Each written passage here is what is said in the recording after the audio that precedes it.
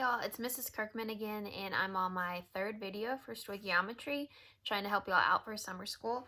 We're going to go over limiting reactants. So there's steps that you need to take to do limiting reactants, but first I want to go ahead and remind you what a limiting reactant is. If I have a balanced equation, I have to at least have two reactants, and so the limiting reactant is the one that's going to get used up first. It is completely consumed.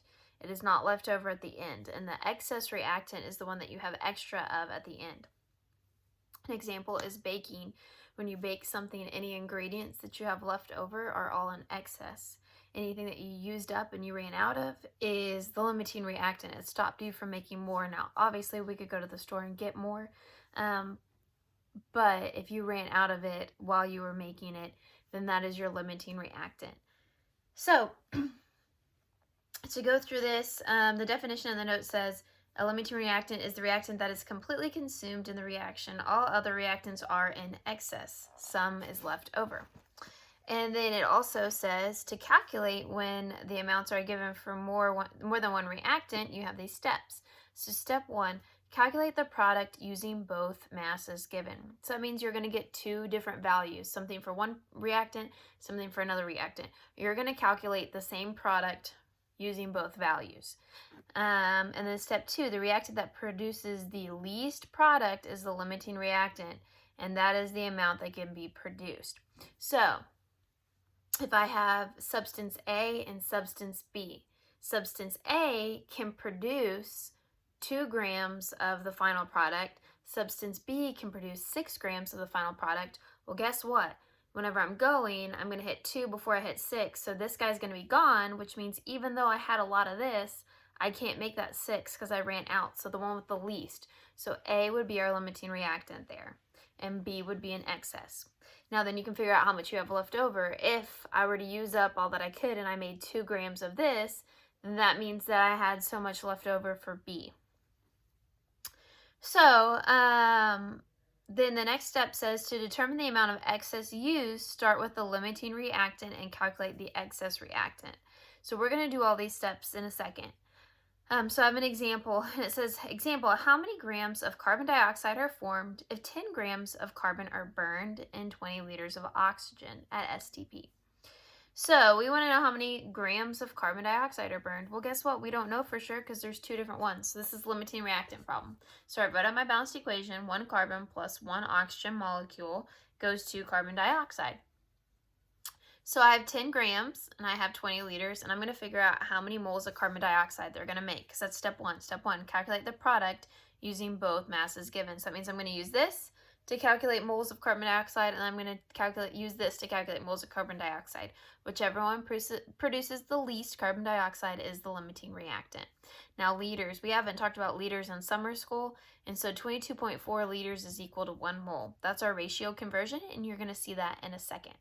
So everybody understand what the game plan is? First thing that we're doing is calculating CO2 for both of them. So we have 2 different stoichiometry problems. I went ahead and set them all up for you.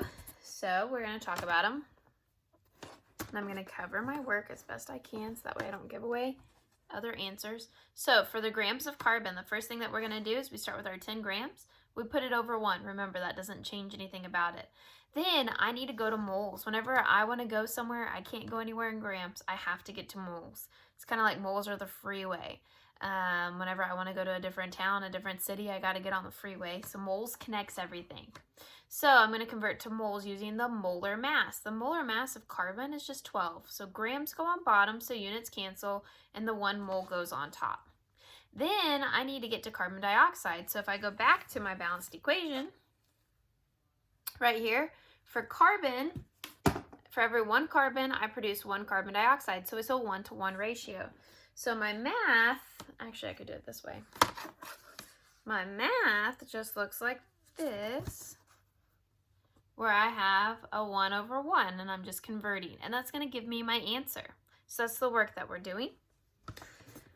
So when I plug that into my calculator real fast, I'm going to be doing 10 divided by 12, because 12 is on bottom. So I'm going to grab my calculator. I'm going to punch in 10. And then I'm going to, oh gosh, there's like a glare. 10, and then I'm going to hit divide by 12. And then I'm going to hit enter. And that gives me 0.833. So that is how much carbon dioxide that 10 grams can make. So, 0.83, plugged it in. Now then the second one says the 20 liters of oxygen. So now we're going to do the 20 liters of oxygen. So 20 liters of oxygen, right here, 22.4 equals 1 mole. So that's what we're going to use to convert to moles, because again, moles are our highway. We need to convert to moles. So I have 20 liters. Liters are going to go on bottom. That 22.4 liters goes on bottom, and 1 mole goes on top. So the liters cancel. That gives me moles. Then I do my mole-to-mole ratio. It's also a 1-to-1 ratio. So then the math of this is just 20 divided by 22.4. So let's take it and plug it in. 20 divided by 22.4. So you can see it in my calculator. Whoops, there we go. I can see the reflection on my screen, that's great. Okay, and so then this one is 0.89. 0.89.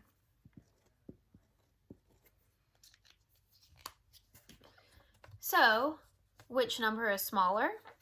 0.83. So which one's our limiting reactant? 10 grams. How much are we actually going to make of carbon dioxide? 0.83, because we are going to run out of this before we could make this amount. So that means that carbon is our limiting reactant. So the next thing that we're going to do is figure out how much of the excess is left over. So to do that, we are going to erase the whiteboard. I'm at 7 minutes. I'm going to push it this time, but we'll see how it goes. So I'm going to take my starting value, my limiting reactant, which is 10 grams of carbon, and I'm going to go to oxygen to figure it out. So my first step is the same. I need to get to moles, so I'm going to again divide by my molar mass. So I'll go ahead and show you. This is step 1 to get to moles. Once we're in moles, we need our mole-to-mole ratio, because I need to get rid of moles of carbon and transfer to moles of oxygen. My mole-to-mole ratio, well, guess what? Carbon to oxygen is a 1-to-1. There's a 1 here and a 1 here. So it's essentially the same number, but we're going to show our work because it's super important to always show your work so you don't get confused. So when I do this, so you can see that grams of carbon cancel out with grams, moles of carbon cancel out with moles of carbon. Now I have moles of oxygen. My last step is to figure out how many grams or how many liters, depending on what they want to know for excess. In this case, the question doesn't say, it just says what is the excess reactant, and it says how much of the excess reactant is used. So I'm going to go to liters because that's what they gave us. So we're going to use that 22.4 liters equals 1 mole. So if I keep going down here, all of this math is equal to 0.8. So I have 0.83 moles of O2. So my last step is to get it into liters. So I'm going to multiply by the 22.4. Liters are going to go on top this time, so units cancel. So see, then the moles can cancel out the moles down here. So now I'm multiplying. And that's how much I figure out of the excess reactant is used. And then to figure out how much is left over, I just take whatever that answer is and take 20 minus that. So that is not a very fast video over limiting reactants, but hopefully it's making sense.